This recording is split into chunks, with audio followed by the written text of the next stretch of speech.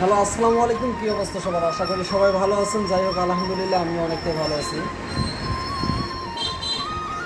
বাংলাদেশে এক number content creator, তার নাম কে না জানে? সবাই তার নাম জানে। তার নাম হচ্ছে খরচব বিলাল ভাই। আসলে অনেকটাই ভালো মনের মানুষ। আমাদের রংপুর শহরে আসছে। যাই হোক, হাজারো ব্যস্ততার মধ্যে ভাইয়ের সঙ্গে দেখা করতে পারি নাই, এটা ব্যাড লাক। আমাদের কুড়িগ্রাম শহরে যাচ্ছে। আসলে ভাই আসলে অনেকটা ভালো মনের মানুষ। আমি প্রায় ভাইয়ের ভিডিওগুলো দেখি প্রায় 1.5 বছর আগ থেকে, যখন একটা রেস্টুরেন্টে কাজ করে, মানে প্যান্ট শার্ট ইন করা অবস্থায় তার মাইক্রোফোনটা এই জায়গায় লাগার পর সে ভয়েস দিয়ে যে কথাগুলো বলছে, অনেক সুন্দর সুন্দর কথা। আমি তখনই ভাবছি যে ভাই একদিন অনেক বড় পর্যায়ে চলে যাবে। ঠিক 2 বছর পর ভাই একটা পরিস্থিতিতে চলে আসছে। আসলে মজার বিষয় আর একটা খুশির খবর হচ্ছে কি, কষ্ট করলে বা পরিশ্রম করলে ঠিক একদিন চূড়ান্ত পর্যায়ে যাওয়া যায়।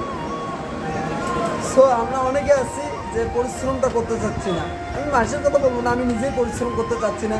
যে আমি চাচ্ছি যে অল্প দিনে কীভাবে মানে সফলতা অর্জন করা যায়। আসলে বিষয়টা এমন, অল্প দিনে কখনো সফলতা অর্জন হয় না।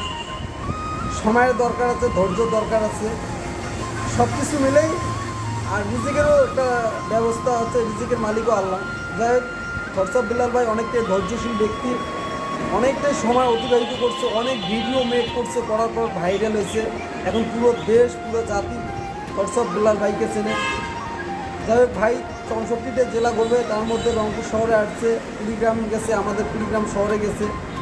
আসলে ভাইয়ের জন্য অনেক ভালোবাসা রইল। ভাই এইরকম করে এগিয়ে যাক।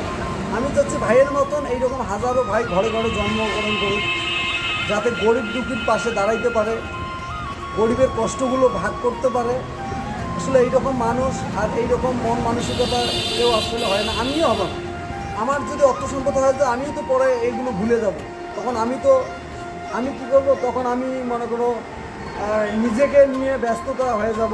আর খরচব বিল্লাল ভাই এমন একজন ভাই যিনি গরিবের মাঝে মানে দাঁড়ায়।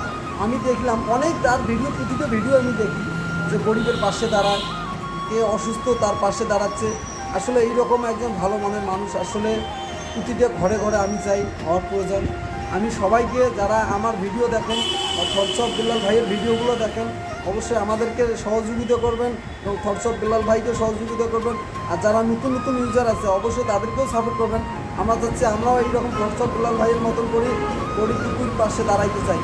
শুধু একটু সাপোর্টের দরকার অবশ্যই।